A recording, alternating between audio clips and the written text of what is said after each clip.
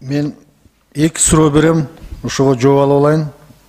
Өткөнкү отурумда ушул боюнча ЮРФА маселесин сураган элем. Эгер министрликтен болсо ошого жооп берип койсун, же департаменттен. ЮРФА деген анализ борбору кыргыз жарандарын, Кыргызстанда жарандарды ошол жерде кабыл алат. Анан анализ чыгарарда ошол кайсыл башын рентгенге салабы, башка болобу, врачтар көбүнчө ошол жакка жөнөтөт да. ЮРФАга барасың деп. Ал жерге ал дыйкандын тыйыны жетеби жетпейби, бирок ЮРФАны жаза берет да. Ошону жазып берген үчүн врачтарга награждение болот экен. Ушу боюнча оюңуздар кандай? Рахмат сурооңузга Шайлообек Карыбекович. Бул боюнча биздин саламаттык сактоо министрлигинде жалпысынан бүт анализдерди бир жерден ала турган системага өтүп атабыз.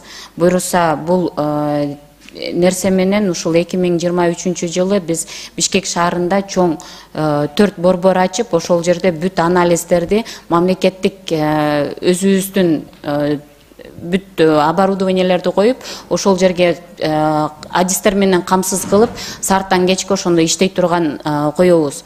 Себеби андай кылбасак, сиз өзүңүз билгендей, ар бир поликлиникага барганда көп реактивдер жетпей, кээ бирки анализдер бар, кээ бирки анализдер жок болуп калат. Ошол эле куш адистер сааты менен иштешет, бири түшкө чейин, бири түштөн кийин. Ошол нерсе болбош үчүн биз азыр биринчиден ушул Бишкек шаарындагы 4 райондо 4 ошондой борборлоштурулган борборду ачабыз. Ал жерде биринчиден анализдерди дагы оборудование менен бүт ЮРФАда коюлган кандай оборудование болсо, ал боюнча биздин мамлекеттик ишканадагы дагы ошондой коюлат.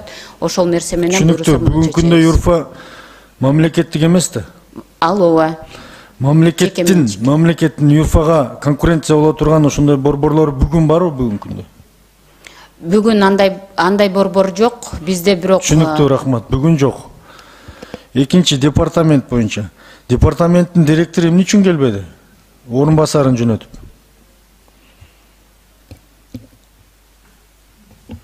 Шайлоо Карыбекович жооп берип койсом болобу? Бериңиз.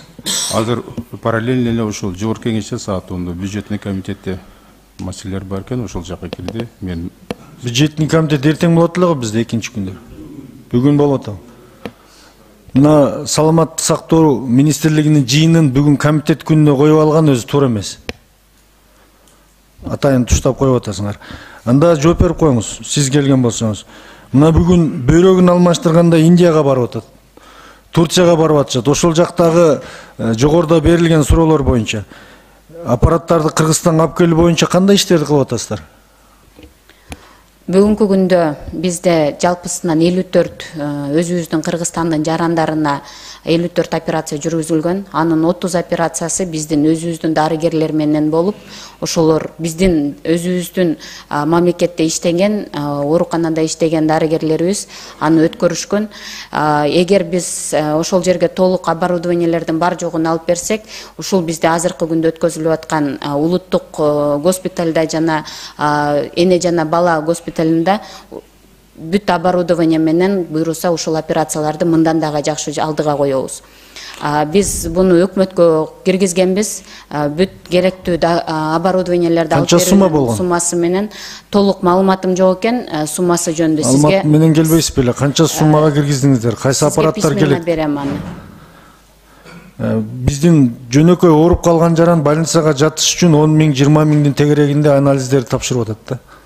Частныйларга барып, ошону мамлекетке качан өткөрөсүздөр? Качан ошол мамлекеттик анализ борборлоруна барып тапшырып, анан арзан баада ооруканалар көрүнүшөт? Буйруса ошол жанагы мен сизге айтып кеткен долбоор ишке ашып калса, ошол жакын арада ушул жылы ишке ашат анын баары. Рахмат.